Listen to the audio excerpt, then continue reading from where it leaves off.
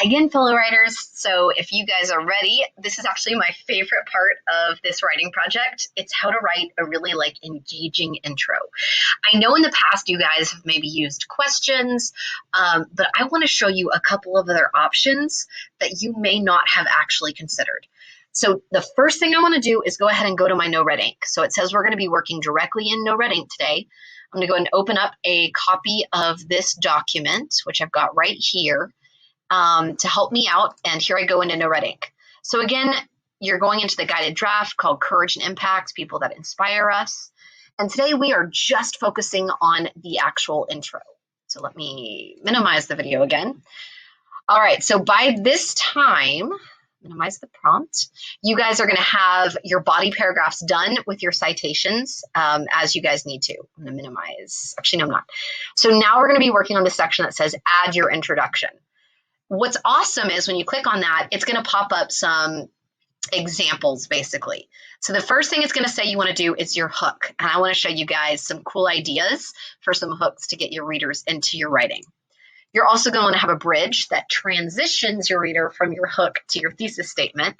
And then finally, of course, the last sentence or two will be your actual thesis statement for your essay. There are some examples that you can look at with a hook, bridge, and thesis.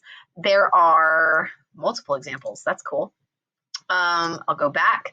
There's a tutorial for how to write a good intro. Some of you guys might want to just do that instead with hook ideas. So No Red Ink actually has a lot of cool suggestions. Tips and tricks are down here. You guys can scroll across. It even makes suggestions for interesting hooks. Use these trips and ticks. Use these tips and tricks as you guys would like to. It'll explain the bridge a little bit better, your hook, your thesis, all kinds of good stuff. So you already have a thesis. Once again, if you'll open up these Courage and Impact slides called the Impact Mini Research Project Day 2, you guys have your thesis statement right here. If your thesis statement is kind of boring, you might want to actually spend a little bit of time amping that up today as well. Because when we wrote that one, it was just basic. Okay, so enter your introduction here. We're going to be looking for a hook, bridge, and thesis statement. Check this out. When you guys click on that document for today, the helpful document, it's got a couple of really cool ideas. These are called NonFiction Leads. A lead is the exact same thing as an introduction. So if you hear me say the word lead, you'll know I'm talking about writing an intro. So we're writing nonfiction about a real person, right? So these are going to be some nonfiction leads. Here are 3 examples that I absolutely love. The first one is writing a narrative lead. Narrative is another word for story. So even though you're writing about nonfiction, you can actually do a lead that tells a story. So for example, this one is about, this one's called Shark Attack. This is a nonfiction nonfiction piece that's been written. It starts off like this. Rodney Fox had almost run out of time. He needed to find a big fish, and he needed to find it soon. So it starts you off like you're stepping into a story. So start a story about Marilyn Monroe or about Ellen DeGeneres or Martin Luther King Jr. Put them in that story. You can also paint a scene. You guys have done this one before when you write personal narratives and you try to appeal to different senses, what something feels like or looks like or smells like. You can start your nonfiction like this too. So the example here, it's from coral reefs. Sunlight shines through seawater into a coral reef. The reef is an underwater world of brilliant colors and strange shapes. So instead of just starting off your essay saying, have you ever visited a coral reef? With tropical colors and bright fish, the reef is home to many different species under the water. And then that's your intro.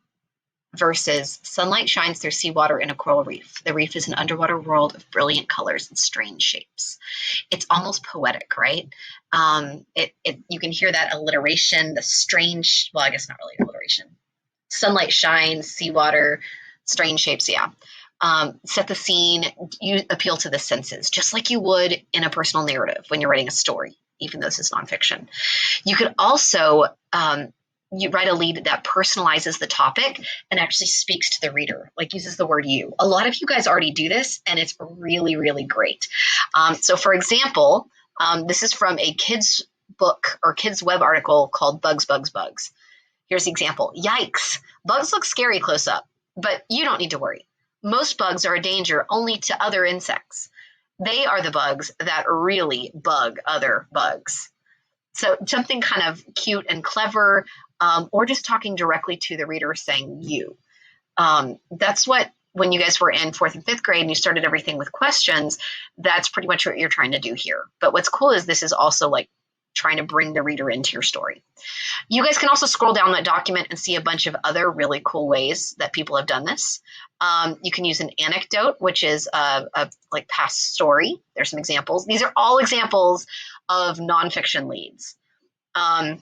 You can set the scene where you are there, so you're talking to the reader. You slather butter over the steaming hot cob and sprinkle it with salt. So you feel like you can't go on. You've been running for days, literally days. So it's setting that scene again. You can start with a quotation. You guys actually, in your prompt on No Red Ink, were given some quotations. So if you would like to start your essay with one of these quotations by Mother Teresa or Anne Frank, if you feel like that fits what you're writing about, you're welcome to use that as well. Or you can find your own quote. Let me go back to that document. So you guys can scroll down. You can find a startling fact, a shocking like statement, a bold statement. Let's see. You can start the question, but use with caution because it can get really old really fast. I would not recommend the reaction for this one. So the idea is you want to use anything as long as you hook them. So this is all about writing that hook. Which one of these speaks to you? Which one of these do you think fits your story the best? It might take you 2 or 3, like you might write 2 or 3 different ones in different styles until you find the one that really speaks to you. I really want you guys to have fun with this. That's all you're doing today is working on writing that hook and that bridge. Remember, you can paint the scene, find a startling fact about your person. You can personalize it by talking directly to your reader. You can start off with a story about your person. Check out some of these examples. These all come from this document that's on directly in your Canvas today. Have fun with it. All right, guys, happy intro writing, and I'll catch you later. Make sure when you turn in your assignment today that after you type, not right one. After you type in your introduction into this box, you're going to copy and paste that. To turn that in, you will click on Submit Assignment on Canvas and then paste that text in your text box. So just submitting the intro today. All right, see you guys later. Bye.